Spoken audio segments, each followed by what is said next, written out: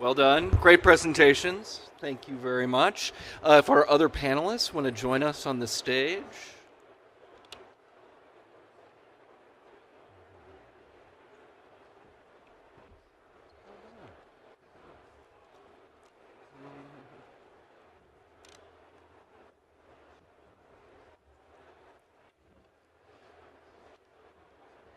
All right. Getting them mic'd up. You're all okay. Very good. All right. Thank you for joining us. So maybe we'll do some introductions, beginning down with Dan Avshin on the end. Dan, do you want to state your name and your business? My name is Dan Avshin. I'm with HGA Architects and Engineers. That's all you want, or should I say? What do you do there? Oh, okay. I can tell you all that. We are a 750 plus or minus person AE firm in 8 locations across the country. Our headquarters is in Minneapolis. That's where I am. And I spent the last 19 years until last year being CEO of the company, and now I am a principal and involved in building our California higher education and arts practice. And key to that endeavor is your partner, John Frayne. Yeah, so my partner John Frayne is our lead designer in California. He's in our Los Angeles office. So yes, I am John Frayne. In addition to being the senior designer for the Los Angeles office of HGA, I also am an educator. I've taught at Berkeley and Tulane, and I'm currently on faculty at USC. So I have kind of a foot in both worlds of having a large engagement with your young future clients, as well as working in the professional field. Thank you. And Rob Struble. My name is Robert Struble, and I'm the brand and communications manager for PPG's Flat Glass business unit. PPG manufactures glass, metal coatings, and paint that are used in architectural construction. And most of what I do is just trying to figure out how to stay on this chair without sliding off. They are, they're sort of gag chairs. Yeah. Yeah, there is, yeah. Okay, so I think a couple of questions to begin with for you, Rob, or Robert. Do you have a preference? Not really. Not really? Okay. I never heard you refer to yourself as Robert, so that's all. Well, Rob sometimes comes out as Bob, and I'd rather, or Ron, and I'm just get the trying to full, be clear. Yeah. Yeah, then there's no confusion. Trying to be lucid. Okay, cool. Well, lucid is good. And in your lucider moments, when you look back at a career as someone who markets products and services, building products and services to architects, what do you think in your mind was maybe the most successful continuing education program that you were involved in creating, and why? Well, for me, probably the most successful education program we have is actually not a certified continuing education program, but a web portal that is, it's not certified, but it's a collection of information from files and people who have long retired. So we sort of have this giant file cabinet of information. But how that's helped us with continuing education is as we developed those and made those digital, we now have these assets to employ. And Kim, when she talked about how hard it is to get information out of the manufacturers, it is, because we're dealing with multiple departments in an organization, and continuing ed is never the highest priority for any of them, because it's hard to show a return on investment. So it's really hard for a manufacturer to say, okay, this is an area I really want to invest manpower and money. So now that we have those assets, the idea is that now we can pull these courses together much more efficiently. And so the idea being it's a sort of infrastructure for continuing education content creation. We're hoping. How old is it? Is it brand new? Is it a new baby? That web portal is probably about 1.5 years old, but we've been working on overhauling our educational programs. We started that probably 2 months ago, and we're still missing a couple vital pieces about energy codes and sustainability. Kim, you're nodding your head. I take it you're familiar with this project. Yeah. Any insight to add? Like any learnings? I like that word, learnings. Yeah, it's a good word. I think I shared a lot of the learnings I shared one of the videos that Rob mentioned. It came from the resource center, the education center that we've developed. The process that I think I mentioned really has helped us with PPG and the courses that we've worked on together, researching to identify the topics, starting first with what architects want most. I mean, ask the sales and ask the customer service departments and go there first if you can, because when they go out looking for the courses, they're going to search for that and you'll come up. And so, that was a process that we've done a number of times, and I think it's worked really well to identify courses that in turn, once we put out online, generate lead after lead after lead. I mean, every month we're getting, 100 or more that we can put into our database. So they seem to work. So, question for our two architects. Would like you both to answer this question. When was the last time? Start with John. John, yeah. Thanks. John, when was the last time you had fun taking a continuing education course? Well, that's a complicated answer, Ned, because what we probably didn't clarify before we talked about doing this is that I am a very recent AIA member. Oh, so I am Mazel tov. Thank you. Yeah. So I actually have not taken a continuing education course yet. Oh, interesting. Okay, so get off this stage. I'm kidding. But having said that, yes. and listening to the other panelists and listening to them talk about the way they strategize and think about it, one observation I had as someone who's also coming from. Can I talk over? That's God. Oh, okay. Yeah, God does not like my idea. But coming from the side of it that I come from as a senior designer and also an educator, something I've seen and even kind of scanning a lot of the categories that we had for the convention, as well as seeing kind of the other online offerings, is the degree that you can weave your content into kind of contemporary discussions about architecture and the kind of creative discourse of architecture. So, if Ned runs a project which is a very well-respected, maybe award-winning project, how can you then maybe tailor your presentations to talk about those so that in the process of educating your users about your products, you're also linking it to maybe kind of the larger discourse of architecture? Very, I think, excellent answer, right? So one of the best ways, I know as a veteran marketer you can speak to this, but one of the best ways to reach people is to actually talk to them about themselves, right? So how easy or hard is it for a building product manufacturer or a marketer to kind of empathize to the degree, and I'm imagining it's data is one asset, to kind of begin to get into the brain of the person you're trying to talk to, the way they want to be spoken to, right?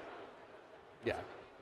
So like what, Sharon, would be like an example of a kind of shocking insight, like you never would have thunk it that you got from data in the realm of continuing education? Yeah, yikes. I mean, bathrooms, would you have ever expected bathrooms to be, top performing course? Right, so we do, I laugh with my salespeople a lot because I'm like, bathrooms? Yeah. Who knew? Like, go out and talk about bathrooms. And we laugh about it. But you're right. I mean, the bathroom and bathing facility, restrooms, those are some of our most popular courses, and there are tons and tons and tons of leads that come in, just organically. So interesting. So Dan, back to you, sir. I sort of stole the spotlight away from you right before you were about to. So,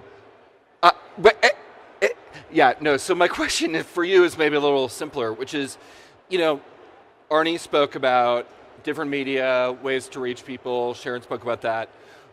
For you, okay, are you a digital guy? Do you want to do it? Are you taking your course on one of these? I can't remember the name. The woman who looks a lot like Kim, Carolyn Kennedy, but younger. Has anyone ever told you that? That would be Kim. It's Kim? Okay, so you talked a lot about the kinds of materials it takes to get an architect to pay attention. And you didn't mention what to me is the most important thing. And I don't care whether you're a design, and I agree, different kinds of architects come from different places, design architects versus project managers, project architects, but they all love one thing, and that's good-looking materials. You talked about clear communication, but you didn't talk about the seduction aspect of really beautiful materials, really well designed, not just from a communication standpoint, but really pretty. And so I would advise anyone putting content together to pay more attention, I won't say than all of you do, because I don't know all of your products, but more attention than most do to what it looks like, what the materials look like. Does that make any sense? Makes complete sense. Do you feel like there is a disconnect? I felt you really left that out, and that is so important. Do you feel like to architects, designers? Yeah, they design, so give them design. Great visuals. Gorgeous. Beautiful. Not just great, but really pretty. Beautiful. Beauty. Poetic. Awesome. Pass that mic down. Thanks. Kim, do you want to, or Arnie, I think you have a... Well, I just wanted to go back to, I thought it was interesting about as a marketing salesperson, understanding the architect going in before the lunch and learn. So I know today when we call on someone, we go to social media, we go to LinkedIn, we understand where people go to school, we understand as much as we can about them. And with the beauty of marketing automation and good database management, we're now able to understand before we go calling the firm what they've done on our website, what content they've downloaded, what products they're interested in. Many of our clients have project galleries. If I were going in to do a lunch and learn, I'd go in and say, hey, do you remember those 4 projects that we worked on 4 years ago when you used our SolarBand 90 glass? I think technology today, even in the lunch and learns at the top of the funnel, we really have the ability with the assets we have to really go in and personalize that whole lunch and learn experience. So, Dan's got a comment. Pass it on down. I agree with that. I forgot to say one thing. You reminded me because you talked about projects. I think when I look at materials that vendors are putting together, one of the things that astounds me is often the lack of quality, high-quality buildings that are used as examples. And I would suggest that you get together with some architects you respect and let them help you choose the absolute best examples of buildings using your products, because that also gives that gives architects confidence in you and what you're showing them, because they believe that you understand what the highest level of work is. That's a really good point, and I think with that, I'll open up the floor to questions. Does anybody have questions for our panelists? Yes, over here. Yeah, you might come here.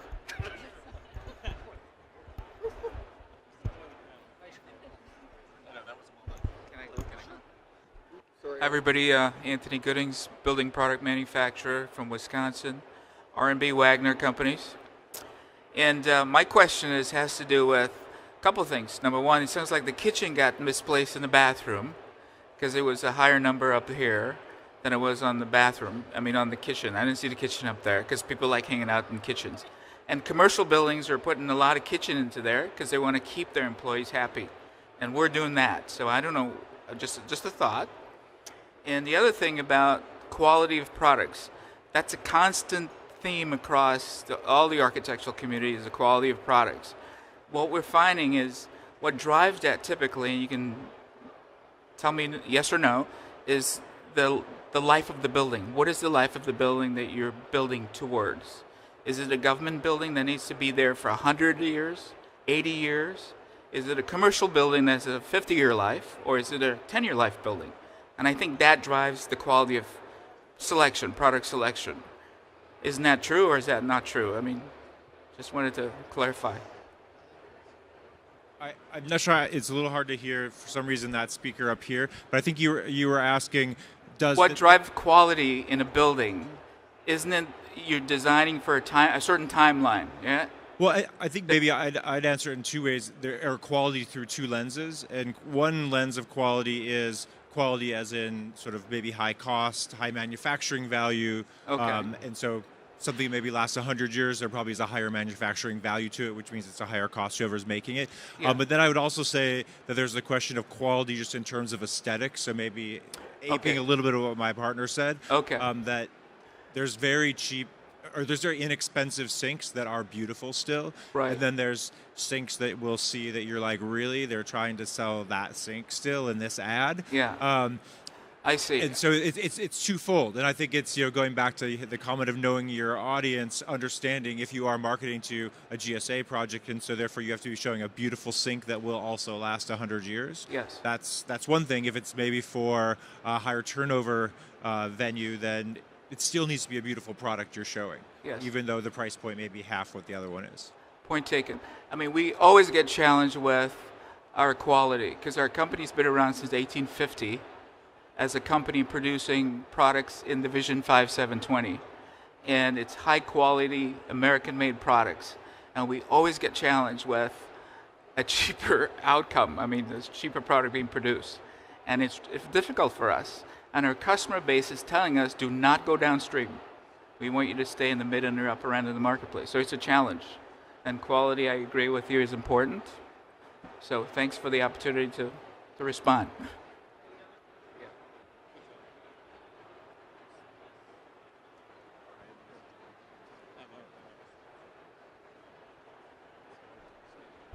My question is curious, what would you recommend is the best way to get butts in the seat for hosting Lunch and Learns?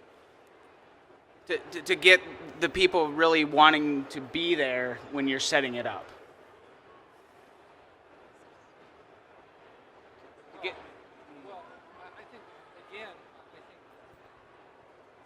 I think one thing about getting butts in seats is a Lunch and Learn is a one-time event at the architectural firm.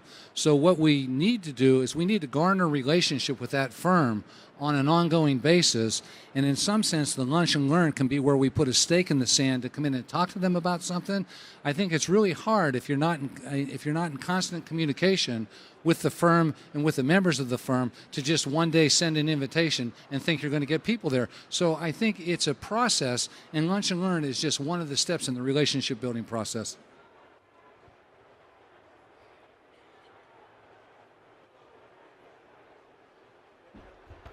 Oh, Dan has a closing statement. Yes.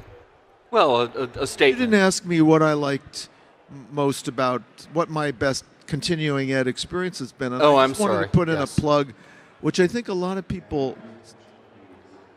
Can I talk over that? Can I talk over God? It's. Or should I wait? I would let Yahweh finish. I'll wait. Okay. We have 6 minutes. Okay, grab your moment. I think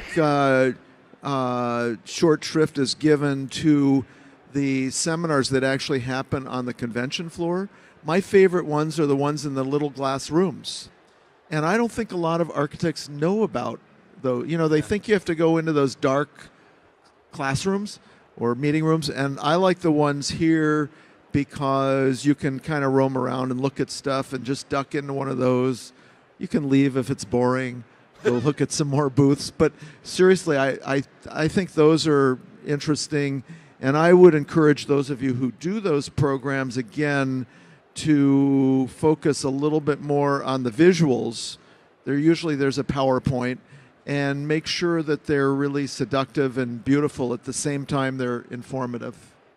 Nice. Is that okay to say? Yeah, I think it's perfect. It's sort of, I mean, both of you have had a really good message. I think you too, Rob. It's quality of content, quality of product, balanced with beauty, design, and kind of speaking to architects in the language they want to hear, right? Plus data. Just throw that in there. Got to have the data. Okay. I can't thank you all enough. You're a terrific panel. Thanks for coming. And enjoy the rest of the convention. We'll see you all again here tomorrow.